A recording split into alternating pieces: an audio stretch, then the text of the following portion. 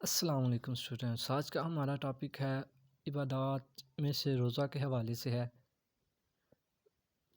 یا ایھا الذین آمنوا کتب علیکم الصیام کما کتب علی الذین من قبلکم لعلکم تتقون۔ اے ایمان والو، تم پر روزے رکھنا فرض کیے گئے جس طرح تم سے پہلے لوگوں پر فرض کیے گئے تھے تاکہ تم تقوی اختیار کرو۔ گنتی کی چند ہی دن ہیں، لیکن تم میں سے جو شخص بیمار ہو یا سفر میں ہو تو وہ اور دنوں میں گنتی کو پورا کرے، اور اس کی طاقت رکھنے والے فدیہ میں ایک مسکین کو کھانا دیں۔ پھر جو شخص نیکی میں سبقت کرے وہ اسی کے لیے بہتر ہے، لیکن تمہارے حق میں بہتر کام روزے رکھنا ہے اگر تم باعلم ہو۔ ایک جگہ اور سورہ بقرہ آیت نمبر 185 میں ارشاد ہے، ماہ رمضان وہ ہے جس میں روزے قرآن اتارا گیا، جو لوگوں کو ہدایت کرنے والا ہے اور جس میں ہدایت کے حق و باطل کی تمیز کی نشانیاں ہیں۔ تم میں سے جو شخص اس مہینے کو پائے اسے روزہ رکھنا چاہیے، ہاں جو بیمار ہو یا مسافر ہو اسے دوسرے دنوں پہ گنتی پوری کرنی چاہیے۔ اللہ تعالیٰ کا ارادہ تمہارے ساتھ آسانی کا ہے، سختی کا نہیں۔ وہ چاہتا ہے کہ تم گنتی پوری کر لو اور اللہ تعالیٰ کی دی ہوئی ہدایت پر اس طرح کی برائیاں بیان کرو اور اس کا شکر ادا کر۔ روزے کی فرضیت، اہمیت اور اس کے اخلاقی، روحانی اور سماجی اثرات۔ تعارف۔ لفظی معنی۔ شرعی اصطلاح میں معنی روزے کی فرضیت و اہمیت۔ قرآنی تعلیمات سے حدیث نبوی کی روشنی میں یہ روزے کے کی پوائنٹ تھے۔ روزہ، شرائط، رخصت، روزے کے اخلاقی اور روحانی اثرات۔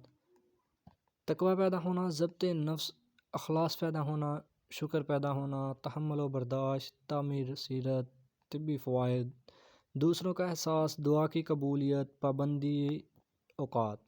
روزہ کے سماجی اثرات، اجتماعی احساس، امداد باہمی کا فروغ، اجتماعی سیرت سازی، پابندی اوقات۔ خلاصہ کلام۔ تعارف۔ فمن شہد منکم الشہر فلیصمہ، پس تم میں سے جو کوئی اس مہینے کو پائے اسے چاہیے کہ روزے رکھے۔ روزہ کو اسلامی عبادت میں بہت اہمیت حاصل ہے۔ روزے کی اہمیت کا جائزہ اس بات سے لگایا جا سکتا ہے کہ اس کو ارکان اسلام میں بنیادی رکن کے طور پر تیسرے درجے پر رکھا گیا ہے۔ روزے کے لفظی معنی۔ روزے کے لیے عربی زبان میں صوم کا لفظ استعمال ہوتا ہے جس کے لفظی معنی رک جانا یا ترک کر دینا کے ہیں۔ اصطلاح شرعی میں روزہ، اصطلاح شرعی میں صبح صادق سے لے کر غروب آفتاب تک کھانے پینے اور جماعت سے رکنے کا نام روزہ ہے۔ روزے سے مقصود تقوی کا حصول ہے تاکہ انسان کے اندر ایسی استعداد پیدا ہو سکے جس کے ذریعے وہ گناہ کے خلاف مزاحم ہو سکے۔ روزے کی اہمیت و فرضیت قرآن پاک کی تعلیمات میں ارشاد باری تعالیٰ ہے، یا ایھا الذین آمنوا کتب علیکم الصیام کما کتب علی الذین من قبلکم لعلکم تتقون۔ اے ایمان والو، تم پر روزے فرض کیے گئے جس طرح تم سے پہلے لوگوں پر فرض کیے گئے تھے تاکہ تم پر پرہیزگار بن جاؤ۔ وَأَن تَصُومُوا خَيْرٌ لَکُمْ إِن كُنتُمْ تَعْلَمُونَ، اور یہ کہ روزہ رکھنا تمہارے لیے بہتر ہے اگر تم جانتے ہو۔ أَتِمُّوا الصِّيَامَ إِلَى اللَّيْلِ، رات تک روزہ پورا کرو۔ احادیث کی روشنی میں قرآن کریم کی طرح حدیث مبارکہ میں بھی روزے کی اہمیت کے بارے میں بار بار ذکر آتا ہے۔ ایک مقام پر آپ صلی اللہ علیہ وآلہ وسلم نے فرمایا کہ اللہ رب العزت فرماتا ہے کہ روزہ میرے لیے ہے اور میں ہی اس کا اجر دوں گا۔ جو بندہ رمضان کا ایک روزہ بھی بغیر کسی عذر چھوڑتے تو پھر تمام عمر بھی روزے رکھے تو اس ایک روزے کی تلافی نہیں ہو سکتی۔ ہر چیز کی زکوٰۃ ہے اور جسم کی زکوٰۃ روزہ ہے۔ روزے کی فرضیت کی 3 شرائط ہیں۔ علماء نے قرآن و حدیث کی روشنی میں روزے کی فرضیت کی 3 شرائط بیان کی ہیں جو کہ مندرجہ ذیل ہیں۔ مسلمان ہونا، بالغ ہونا، درستی ہوش و حواس۔ رخصتیں، اگر کوئی شخص بیمار ہو اور اس میں روزہ رکھنے کی طاقت نہ ہو یا روزہ رکھنے کی وجہ سے مرض میں اضافہ ہو تو اسے رخصت ہے کہ وہ روزہ نہ رکھے اور رمضان کے بعد مناسب وقت پر قضا کر لے۔ سفر میں روزہ رکھنے کی رخصت ہے بشرط یہ کہ سفر کم از کم 3 منزل یعنی 70 میل کی مسافت کا ہو اور منزل پر 15 دن سے زیادہ قیام کا ارادہ نہ ہو۔ سفر میں جتنے روز رہ جائیں بعد میں ان کے قضا کی۔ عمر رسیدہ اور کمزور آدمی چاہے تو روزہ نہ رکھے، اس کی جگہ فدیہ ادا کر دے۔ فدیہ میں یہ ہے کہ ہر روزے کے بدلے میں ایک مسکین کو 2 وقت کا کھانا کھلائے یا کھانے کے برابر اناج دے دے۔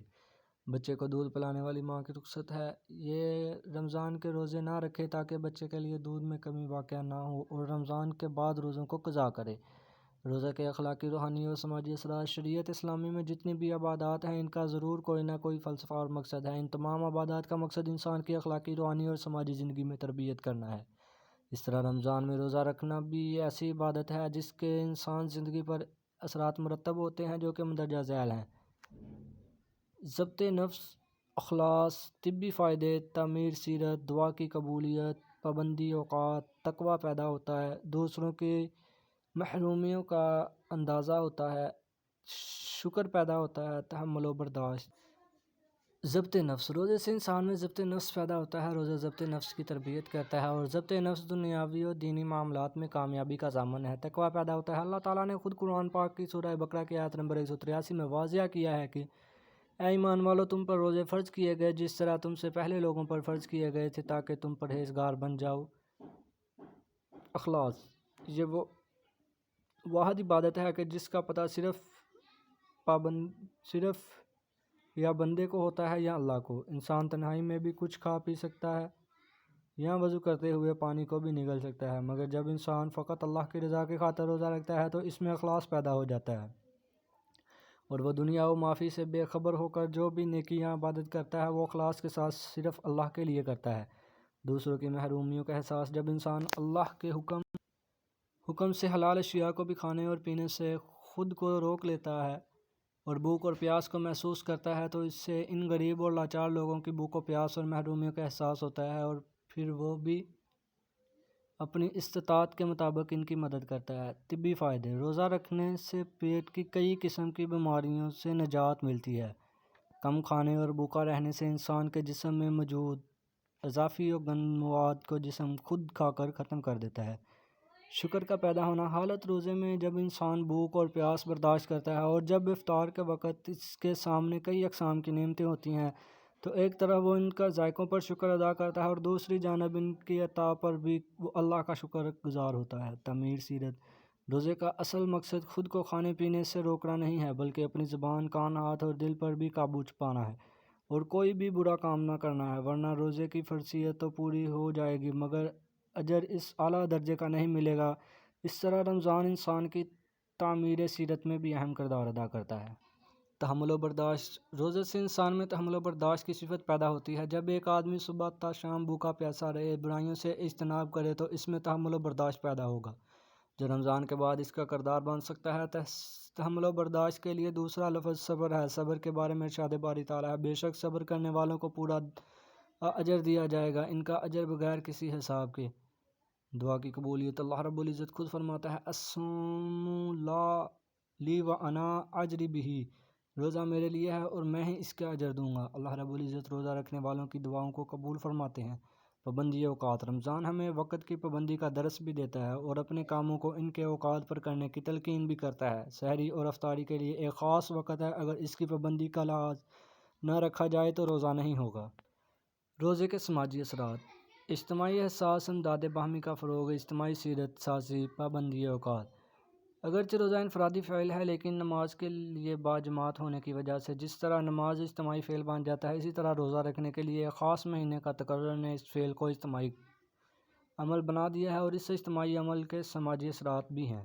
اجتماعی احساس، اجتماعی عمل کا ایک فائدہ یہ ہے کہ اس سے لوگوں میں فطری اور اصلی وحدت پیدا ہوتی ہے۔ مسلمان چاہے کسی بھی ملک، قوم، قبیلے، رنگ، نسل یا زبان کا ہو، جیسے ہی رمضان آتا ہے وہ روزہ رکھتا ہے۔ اس طرح دنیا کے ہر کونے میں موجود مسلمان دوسرے تمام مسلمانوں کے ساتھ ایک وحدت میں آ جاتا ہے اور ان میں اجتماعی احساس پیدا ہوتا ہے، گویا کہ اسلام اور اس کی عبادات مسلمانوں کو ایک ہونے کا احساس دلاتی ہیں۔ امداد باہمی کو فروغ، جب مسلمان روزہ رکھتے ہیں تو وہ بھوک اور پیاس کو برداشت کرتے ہیں، اس سے ان کو تمام دوسرے غریب اور لاچار نہ صرف مسلمانوں بلکہ تمام انسان کی مشکلات کا بھی احساس ہوتا ہے اور وہ اللہ کی رضا کی خاطر اپنی استطاعت کے مطابق ان کی مدد کرتا ہے۔ اجتماعی طور پر سیرت سازی، جب تمام مسلمان روزہ رکھتے ہوں تو اس طرح لوگوں میں اچھے اخلاق فروغ پاتے ہیں، وہ برائی سے بچتے ہیں اور معاشرہ خوبصورت بن جاتا ہے۔ پابندی اوقات، رمضان انسان کو پابندی اوقات کی اہمیت سکھاتا ہے۔ اسی طرح تمام انسانوں اپنی اپنی زندگی میں مختلف شعبوں میں کام کرتے ہیں جہاں وقت کی پابندی کام کو آسان اور مزید تیز کر سکتی ہے۔ گویا روزہ رکھنا ایک ایسی اہم عبادت ہے جس پر قرآن و حدیث دونوں زور دیتے ہیں۔ ایک طرف اس کے اجر کی بات کی جاتی ہے اور دوسری طرف اسے رکھنے کا گناہ بھی بتایا جاتا ہے۔ اس کا اصل مقصد انسان کی روحانی، اخلاقی اور سماجی تربیت ہے۔ اگر مسلمان حقیقی معنوں میں روزہ کے اخلاق و آداب کو مد نظر رکھتے ہوئے روزے رکھنے کا اہتمام کرے تو ایک طرف وہ اللہ کی رضا حاصل کر سکتے ہیں تو دوسری طرف اپنی دنیاوی زندگی کو خوبصورت ترین بنا سکتے ہیں۔